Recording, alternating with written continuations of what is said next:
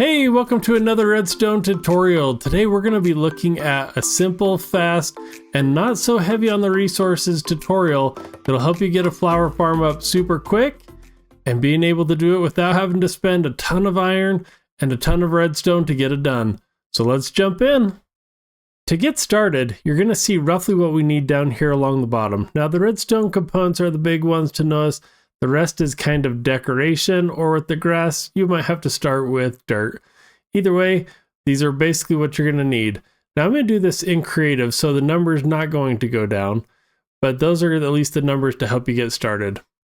So to start, we're going to take out our dispenser and make sure it's facing up. Next, we're going to go to our observers. Now observers, you got to make sure that they're facing right. So we're going to come out 3 and have it facing that way.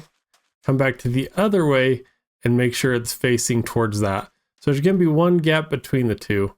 Now this next part, you're going to need some temporary blocks. So I'm going to put one up like that, take this one out, break this one, and make sure that this observer is looking up. Perfect. So that's your basic setup, is this right here. Great. So the next part that we're going to do is this is always going to be our center, because that's where the bone meal is coming up, and it will be going in the different directions. So an easy way of doing this is to put a block on top of that, come out 3, 1, 2, 3, 1, 2, 3, 1, 2, 3, and then 1, 2, 3. So you'll have something like this. And that's because bone meal can only spread usually 2 blocks away from that one, and sometimes the third.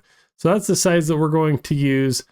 But before we cover this all the way up, we're going to get out our redstone dust, bring it all the way under the grass, and for now we'll go out 3 past it, and then on the opposite side, since redstone already comes there, we'll just do the 3 out that side. So you should roughly have something that looks like this. Great, now we can get the pistons in. So what I'm going to do is actually put a temporary stone block on the side, get out our pistons, and these need to be facing towards there. So we're going to do the 1 on the side here, 2 and 3. This should line up with the 3 grass that we came out. We'll put the one that's here in the center, which covers that, and then 3 out again from that side. 1, 2, and 3. Perfect. Now we're going to do the same gap over on the other side. Put in a piston, and as you can imagine, we'll make sure that there's 3 out here, 1 in the center, and 3 there. Awesome. So now you should have something that roughly, well, not roughly, it should look like this. And this is going to be what makes the grass go back and forth. Now the next portion here is going to be actually what makes it go back and forth. So with this, you can actually put the blocks behind it or on top of it. Because I like it a little more compact, I'm going to put it on top, but either way will work just fine. So we'll put the blocks on top of there, blocks on top of here. Gotta make sure we get that last one. And then we're going to actually put one down on the side here and on the side there. Next, take some more redstone, run it all the way along the bricks here, all the way along here. And you can actually do this with whatever kind of bricks you want. Just make sure that they're solid blocks. Perfect. So that gets us the basic redstone. Now we need to connect this line up here. So this is actually going to be pretty simple. We're going to put a block here, the redstone dust coming down to it, and the same thing on the other side. All right, so that is the main redstone components, and we're ready. Now you're going to need some way of triggering this redstone. And so to do that, what we're going to actually do here is put in an extra block here with a button. We're going to push that. Yep, that worked. We're going to take our third observer. We used 2 down there. Now this one's going to be a little tricky, so you might have to put a temporary block. We're going to put an observer facing that way and a button on top. Now when we click that, should do that first pulse. Oh good, it did it twice.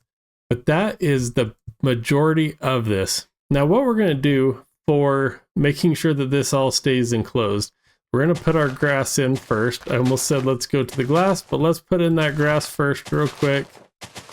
And all you're really doing is kind of connecting the corners here. So putting that all in. Okay, now this is a critical step. As you can see, there's a gap on both sides with the pistons. it will not move the grass back and forth if you don't fill in at least one side. So we'll fill in the side with the observer, and now we can move to that glass, because what I want to do is make sure that all this stuff that we harvest doesn't fall in these cracks, fall out the back. So we're just going to go through with the glass and put that in. Now the reason we're using glass here is that glass will not make the grass die. So this glass can be on top of that grass for as long as you want. But if you put a brick, it's going to turn to dirt. So just make sure you keep that tip in mind. Okay, now with that set up, we are ready to go. I'm going to put in a few blocks here just for decoration. This might make it a little easier to get to your farm, but definitely not necessary. So once this is set up, the way you're going to get it going is pushing this button, which the observer will see. It'll make it run, and because there's an observer facing up, when it sees that grass, it's going to trigger the bone meal dispenser. So this one will stop it, this one will start it. So I'm going to start it back up because it's going to be a little loud here. But as you can see, it's just going to keep running because the observer underneath is seeing the grass move. So it's just going to keep going, which is awesome. You don't need any kind of clock down there. And then to stop it, we're just going to hit this button. So let me do that real quick. Oh, and as you can see, there's so much stuff in there. Now, what's cool about this farm is depending on where you place it in your world, you'll get different kinds of flowers. So if you go to a flower farm or a swamp or just into a plains, you can get different colors. So definitely make sure you know what kind of flowers are growing in that area. Okay, so now I've cleared my inventory so we can kind of see what comes out of this in just a few seconds. And oh man, it's so much. We've got so much there. What did we get inside of our regular inventory? Oh yeah, you'll notice in a plains, you're always going to get tons of yellow. The other colors are a little bit harder, but as you can see, we still did pretty well there. Cool. And then the other tip to know about is with crimson nylium, if you place this in the middle, you can actually run this and get all sorts of stuff. Now it's still gonna every time give you some of the flowers because we didn't spread it well enough. But what you can do is if we actually take out this one and put that in and start it up, it should just be giving us only nether products. And it looks like it did. And so you don't need to replace this whole floor with those, just one block of each. But the reason you do need at least two is when this one slides over, that is now a piece of grass if you left it grass. So even if you just want the crimson, then make sure it's all crimson. If you want a little of both, or you just want the warped, that's the way you can customize this without having to do the whole thing. And that's how easy these farms can be. As you can see, we got it up pretty quick, and most of the resources aren't too bad to gather in an early game scenario.